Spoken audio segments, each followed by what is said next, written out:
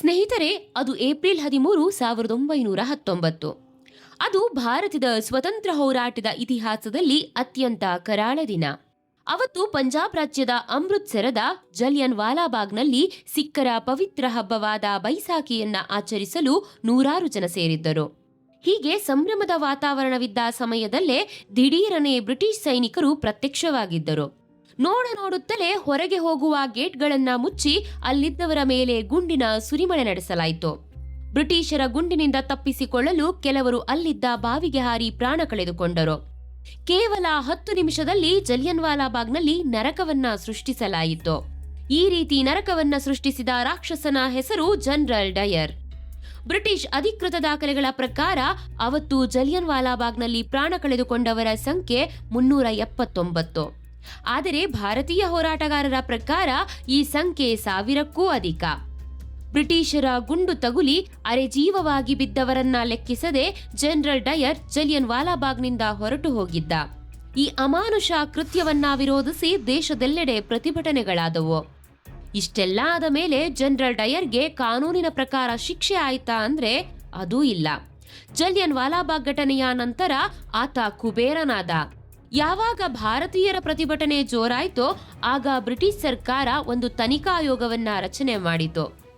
ಈ ತನಿಖಾ ತಂಡದ ಮುಖ್ಯಸ್ಥನಾಗಿದ್ದವನು ಲಾರ್ಡ್ ವಿಲಿಯಂ ಹಂಟರ್. ಹಾಗಾಗಿ ಈ ತನಿಖಾ ತಂಡವನ್ನ ಹಂಟರ್ ಆಯೋಗವೆಂದು ಕರೆಯಲಾಯಿತು. ಹಂಟರ್ ಆಯೋಗ ಅನೇಕ ಸಾಕ್ಷಿಗಳ ವಿಚಾರಣೆ ನಡೆಸಿತು. ಕೊನೆಯಲ್ಲಿ ಜನರಲ್ ಡಯರ್ನ ವಿಚಾರಣೆ ಕೂಡ ನಡೆಯಿತು. ತನಿಖಾ ಆಯೋಗದ ಮುಂದೆ ತಾನು ತೆಗೆದುಕೊಂಡ ನಿರ್ಧಾರದಲ್ಲಿ ತಪ್ಪಿಲ್ಲ ಎಂದು ಡಯರ್ ವಾದಿಸಿದ. ಜೊತೆಗೆ ಜಲಿಯನ್ ವಾಲಾಬಾಗ್ನಲ್ಲಿ ಗುಂಡೇಟು ತಿಂದು ಅರೆಜೀವವಾದವರನ್ನ ಆಸ್ಪತ್ರೆಗೆ ಸೇರಿಸೋದು ನನ್ನ ಕೆಲಸವಾಗಿರಲಿಲ್ಲ ಎಂಬ ಹೇಳಿಕೆ ನೀಡಿ ತನ್ನ ಹೀನ ಕೃತ್ಯವನ್ನ ಸಮರ್ಥಿಸಿಕೊಂಡ. 1920 ಮಾರ್ಚ್ನಲ್ಲಿ ಹಂಟರ್ ಆಯೋಗ ತನ್ನ ತನಿಖಾ ವರದಿಯನ್ನ ಬಿಡುಗಡೆ ಮಾಡಿತು. ಈ ವರದಿಯನ್ನ ಜಲಿಯನ್ ವಾಲಾಬಾಗ್ನಲ್ಲಿ ಬ್ರಿಟಿಷ್ ಅಧಿಕಾರಿಗಳು ತೆಗೆದುಕೊಂಡ ನಿರ್ಧಾರಗಳು ಸರಿಯಾಗಿರಲಿಲ್ಲ ಎಂದು ಉಲ್ಲೇಖಿಸಲಾಯಿತು. ಹಂಟರ್ ಆಯೋಗದ ವರದಿಯಿಂದ ಡಯರ್ಗೆ ತಕ್ಕ ಶಿಕ್ಷೆಯಾಗುತ್ತೆ ಎಂದು ಕಾದಿದ್ದ ಭಾರತೀಯರಿಗೆ ನಿರಾಸೆಯಾಯಿತು. ಭಾರತೀಯರು ಎಣಿಸಿದ್ದೇ ಬೇರೆ, ಅಲ್ಲಿ ಆಗಿದ್ದೇ ಬೇರೆ. ಜನರಲ್ ಡಯರ್ನನ್ನ ಕೆಲಸದಿಂದ ತೆಗೆದುಹಾಕಿದ ಸರ್ಕಾರ ಆತನಿಗೆ ಯಾವುದೇ ಶಿಕ್ಷೆ ನೀಡದೆ ಬ್ರಿಟನ್ನಿಗೆ ವಾಪಸ್ ಕಳುಹಿಸಿಕೊಟ್ಟಿತು. ತವರಿಗೆ ಮರಳಿದ ಡಯರ್ ಸೇನೆಯ ಪಿಂಚಣಿ ತೆಗೆದುಕೊಂಡು ಆರಾಮಾಗಿ ಜೀವನ ಸಾಗಿಸುತ್ತಿದ್ದ.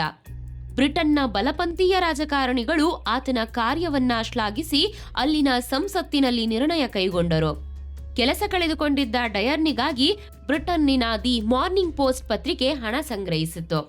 ಹೀಗೆ ಸಂಗ್ರಹಿಸಿದ ಹಣದ ಒಟ್ಟು ಮೊತ್ತ 26,000 ಪೌಂಡ್ಸ್. ವಿಚಿತ್ರವೆಂದರೆ ಸಿಖ್ಖರ ನಾಡೆಂದೇ ಖ್ಯಾತವಾಗಿರುವ ಪಂಜಾಬ್ನಲ್ಲಿ ರಕ್ತದ ಹೊಳೆ ಹರಿಸಿದ ಇದೇ ಡಯರ್ನನ್ನ ನಿಜವಾದ ಸಿಖ್ ಎಂದು ಗುರುದ್ವಾರದ ಮುಖ್ಯಸ್ಥನೊಬ್ಬ ಕರೆದು ಹಾಡಿ ಹೊಗಳಿದ್ದ. ಈ ನಿರ್ಧಾರ ಮುಂದೆ ಗುರುದ್ವಾರದ ಆಡಳಿತದಲ್ಲಿ ಮಹತ್ತರ ಬದಲಾವಣೆಗಳಾಗಲು ನಾಂದಿ ಹಾಡಿತು. ಕರ್ಮ ಯಾವತ್ತೂ ಯಾರನ್ನೂ ಬಿಟ್ಟಿಲ್ಲ. ಅದೇ ರೀತಿ ಜನರಲ್ ಡಯರ್ ಮಾಡಿದ ಪಾಪ ಅವನನ್ನ ಹಿಂಬಾಲಿಸಿತ್ತು. ಡಯರ್ ಪಾರ್ಶ್ವವಾಯುವಿಗೆ ತುತ್ತಾಗಿ ಹಲವು ವರ್ಷಗಳ ಕಾಲ ನರಳಿ 1927ರಲ್ಲಿ ಪ್ರಾಣ ಬಿಟ್ಟ. ಅಲ್ಲಿಗೆ ಭಾರತದ ಸ್ವತಂತ್ರ ಹೋರಾಟದ ಇತಿಹಾಸದಲ್ಲಿ ಅತ್ಯಂತ ಹೀನ ಅಮಾನವೀಯ ಕೃತ್ಯಕ್ಕೆ ಕಾರಣನಾದ ವ್ಯಕ್ತಿಯೊಬ್ಬನ ಕತೆ ಮುಗಿದಿತ್ತು. ಮುಂದಿನ ವಿಡಿಯೋದಲ್ಲಿ ಮತ್ತೆ ಸಿಗ್ತೀನಿ. ಅಲ್ಲಿ ತನಕ ನಮಸ್ಕಾರ.